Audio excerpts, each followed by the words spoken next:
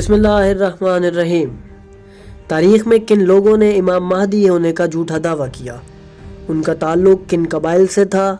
ان کا ایسا کرنے کا کیا مقصد تھا؟ اور آخر ان کا انجام کیا ہوا؟ اگر آپ انہی سوالات کے جواب جاننا چاہتے ہیں تو جڑے رہیے ہمارے ساتھ اس ویڈیو میں۔ اسلامی تاریخ کا جائزہ لیا جائے تو معلوم ہوتا ہے کہ امام مہدی علیہ السلام کا تصور مسلمانوں کے دلوں میں ایک امید کی کرن کے طور پر موجود ہے۔ ہر زمانے میں، خاص طور پر ایسے دور میں جب معاشرہ بد امنی، ظلم و ستم اور فتنہ و فساد کا شکار ہو رہا ہے، لوگ امام مہدی علیہ السلام کی آمد کا انتظار کر رہے ہیں کہ وہ آئیں گے اور دنیا میں عدل و انصاف قائم کریں گے۔ یہ تصور ایک طرح سے مومنوں کو حوصلہ اور امید فراہم کرتا ہے کہ اللہ کی مدد ان کے لیے آئے گی اور دنیا میں حق کا بول بالا ہوگا۔ تاہم اس امید کے ساتھ ساتھ تاریخ میں کچھ افراد نے امام مہدی ہونے کا جھوٹا دعویٰ بھی کیا۔ ان افراد نے اپنی ذاتی خواہشات، اقتدار کی ہوس یا کسی مخصوص ایجنڈے کے تحت لوگوں کو گمراہ کرنے کی کوشش کی۔ ان کا یہ دعویٰ نہ صرف دین اسلام کی تعلیمات کے خلاف تھا، بلکہ انہوں نے امت مسلمہ میں فرقہ واریت، انتشار اور فتنہ پیدا کیا۔ جھوٹے دعوے داروں نے نبی اکرم صلی اللہ علیہ وآلہ وسلم کی بتائی ہوئی امام مہدی کی نشانیوں کو جھٹلایا اور اپنی شخصیت کو ان نشانیوں کے ساتھ جوڑنے کی ناکام کوشش کی۔ اس ویڈیو میں ہم اسلامی تاریخ کا جائزہ لیتے ہوئے ان جھوٹے دعوے داروں کے کردار اور ان کے دعووں کی حقیقت کو بیان کریں گے۔ ہم اس بات کا تجزیہ بھی کریں گے کہ یہ افراد کیوں کر اس طرح کے دعوے کرتے ہیں اور ان کے دعوے اسلامی تعلیمات کے ساتھ کتنے مطابقت رکھتے ہیں۔ ساتھ ہی ہم ناظرین کو یہ رہنمائی بھی فرمائیں گے کہ ان جھوٹے دعوے داروں کو کس طرح پہچانا جا سکتا ہے اور کس طرح اسلامی تعلیمات پر عمل کرتے ہوئے ان فتنوں سے بچا جا سکتا ہے۔ ناظرین، امام مہدی علیہ السلام کا عقیدہ اسلام کے ابتدائی دنوں سے ہی مسلمانوں کے دل و دماغ میں پختہ طور پر موجود رہا ہے۔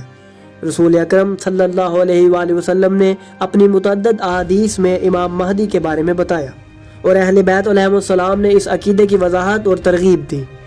ان احادیث میں امام مہدی علیہ السلام کے ظہور، ان کی صفات اور ان کی شخصیت کے بارے میں واضح معلومات دی گئی ہیں۔ ان روایات کے مطابق امام مہدی علیہ السلام جیسی عظیم اور با اختیار شخصیت تاریخ اسلام میں پہلے کبھی موجود نہیں رہی۔ اس حقیقت کو مسلمانوں کے مابین اتنی پذیرائی حاصل تھی کہ کسی کو اسے جھٹلانے کی ہمت نہیں ہوئی۔ اس کی بنیادی وجہ یہ ہے کہ اس عقیدے کے حق میں متواتر اور معتبر احادیث موجود ہیں جنہیں جھٹلانا کسی کے لیے ممکن نہ تھا۔ یہی عقیدہ جو مسلمانوں کے لیے ایمان کا ایک حصہ تھا، وقت کے ساتھ ساتھ مختلف فتنوں اور غلط دعووں کا شکار ہو گیا۔ تاریخ میں ایسے افراد سامنے آئے جنہوں نے امام مہدی ہونے کا جھوٹا دعویٰ کیا یا جنہیں لوگوں نے مہدی کے طور پر پیش کیا۔ ماہرین کے مطابق ایسے جھوٹے دعوے داروں کی تعداد تقریباً 50 تک ہے۔ ان میں سے کچھ افراد ایسے تھے جن کی اصل و نسب واضح نہ تھی، ان کے افعال اسلام کے خلاف تھے یا وہ بے بنیاد باتوں اور حرکتوں سے پہچانے گئے تھے۔ ناظرین، ان افراد کو 3 اقسام میں تقسیم کیا جا سکتا ہے۔ پہلی قسم ان لوگوں کی ہے جن کی طرف مہدی ہونے کی نسبت دی گئی۔ ان میں وہ لوگ شامل ہیں جنہیں ان کے پیروکاروں نے مہدی کے طور پر پیش کیا۔ ان کے پیروکاروں نے امام مہدی علیہ السلام کے بارے میں رسول اکرم سے منقول احادیث کو ان پر منطبق کرنے کی کوشش کی۔ دوسری قسم ان لوگوں کی ہے جنہوں نے اقتدار اور حکومت کی خواہش میں مہدی ہونے کا دعویٰ کیا۔ تاریخ میں ایسے دعوے داروں کی تعداد کافی زیادہ ہے۔ مثال کے طور پر مہدی عباسی، ان کا دعویٰ ان کے والد منصور نے کیا، حالانکہ اس سے پہلے منصور نے محمد بن عبداللہ المحض کی بیعت کی تھی۔ اس طرح وقت گزرنے کے ساتھ مختلف افراد نے اقتدار کی خاطر مہدی ہونے کا جھوٹا دعویٰ کیا اور لوگوں کو گمراہ کرنے کی کوشش کی۔ تیسری قسم میں وہ لوگ شامل ہیں جنہوں نے حکومت کے ایجنڈے کو پورا کرنے کے لیے مہدی ہونے کا دعویٰ کیا۔ حکومت نے اسلام کو نقصان پہنچانے اور مسلمانوں کے درمیان اختلاف پیدا کرنے کے لیے جھوٹے مہدیوں کو پروان چڑھایا۔ انہوں نے مختلف افراد کو مالی مدد اور حمایت فراہم کی تاکہ وہ مسلمانوں کو گمراہ کریں اور ان کے عقائد کو کمزور کریں۔ اس حربے کے ذریعے مسلمانوں میں فرقے بنائے گئے، ان کے دینی عقائد کو مسخ کیا گیا اور ان کی وحدت کو نقصان پہنچایا گیا۔ ان کے علاوہ جنہوں نے امام مہدی ہونے کا دعویٰ کیا اور اس دعوے کے ذریعے لوگوں کو گمراہ کرنے کی کوشش کی، ان میں سے ایک محمد بن عبداللہ العلوی الحسنی تھا، جس کا تعلق مغربی ممالک کے ایک علاقے جبل سوس سے تھا۔ اس نے مہدی ہونے کا دعویٰ کیا اور اپنے علاقے میں لوگوں کو اپنی طرف مائل کرنے کی کوشش کی۔ یہ دعویٰ اس وقت کیا گیا جب مسلمان انتشار کا شکار تھے اور لوگ ایک نجات دہندہ کی امید لگائے بیٹھے تھے۔ اسی طرح 7ویں صدی ہجری کے آخر میں عباس فاطمی مغربی دنیا کے ایک علاقے میں ظاہر ہوا اور امام مہدی ہونے کا جھوٹا دعویٰ کیا۔ اس کے پیروکاروں نے اس کی باتوں کو سچ مانتے ہوئے اس کی پیروی کی، لیکن وقت کے ساتھ یہ دعویٰ جھوٹا ثابت ہوا۔ ان افراد کے دعوے مذہب کی بنیاد پر کیے گئے، لیکن ان کے پیچھے عموماً ذاتی مفادات یا سیاسی مقاصد کار فرما تھے۔ اسی طرح ہندوستان کے بعض علاقوں میں السید احمد نامی ایک اور شخص نے مہدی ہونے کا دعویٰ کیا۔ اس نے اپنے پیروکاروں کو یہ یقین دلانے کی کوشش کی کہ وہ امام مہدی ہے، اور اپنے دعوے کی تائید کے لیے مختلف دلائل اور باتیں گھڑی، لیکن اس کی سرگرمیاں زیادہ تر ذاتی یا مقامی مفادات تک محدود رہیں۔ ایک اور مشہور جھوٹا مدعی محمد احمد المہدی سودانی تھا۔ اس نے دعویٰ کیا کہ وہ 12واں امام ہے، اور یہ کہ وہ پہلے بھی ظاہر ہو چکا ہے۔